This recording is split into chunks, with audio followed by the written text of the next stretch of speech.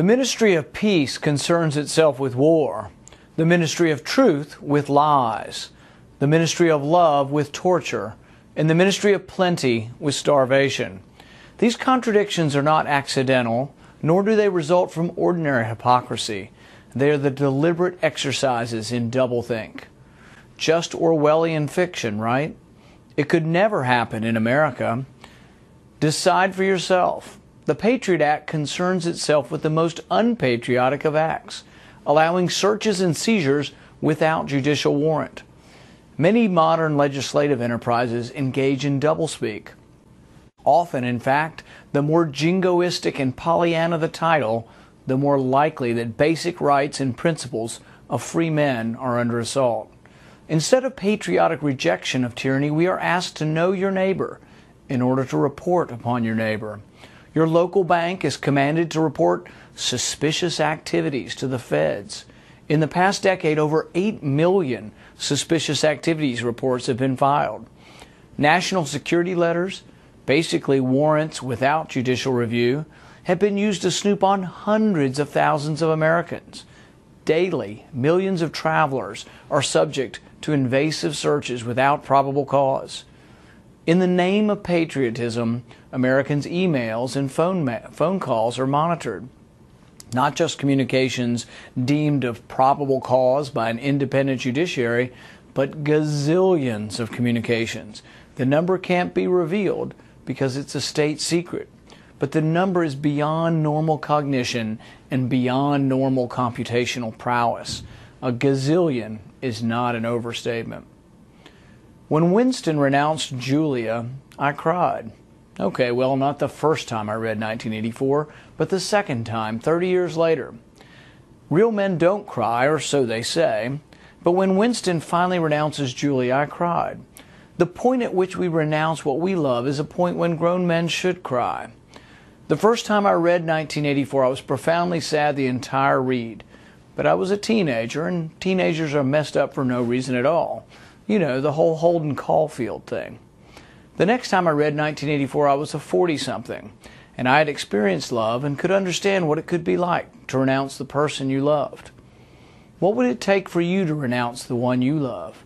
What would it take for you to renounce your rights as free men and women? We fought for over 800 years to restrain the state.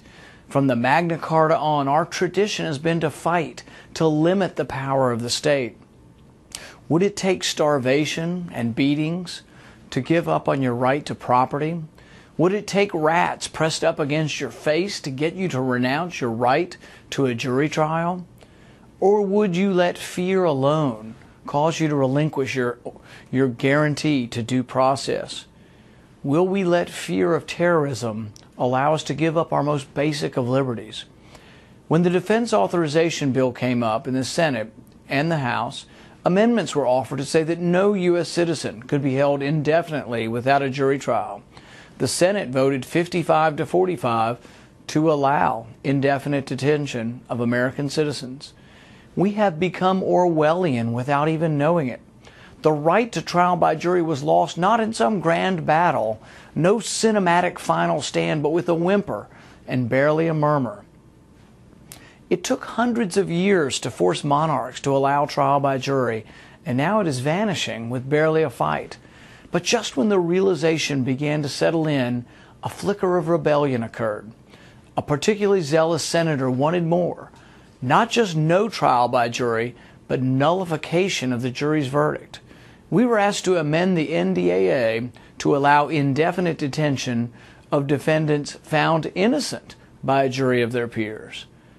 The amendment sponsors wanted to limit the right to trial by jury by voice vote, a process usually reserved for non-controversial resolutions. It was late by Senate standards, about 9 o'clock. I was accused of obstructing the proceedings. Everyone was tired and wanted to go home. It only takes one senator to force a recorded vote.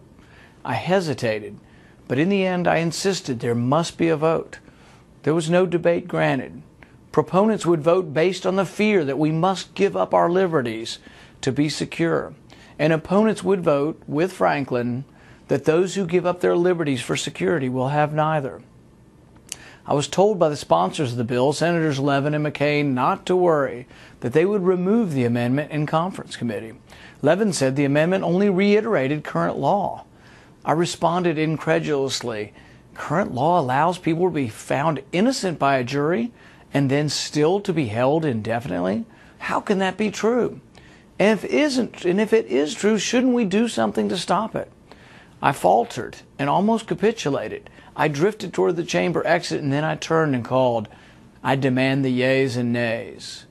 Amazingly, virtually all the Democrats and a handful of Republicans, including John McCain, voted to kill this assault on 800 years of jurisprudence. When I first read 1984 and A Brave New World in high school, I had trouble relating to them.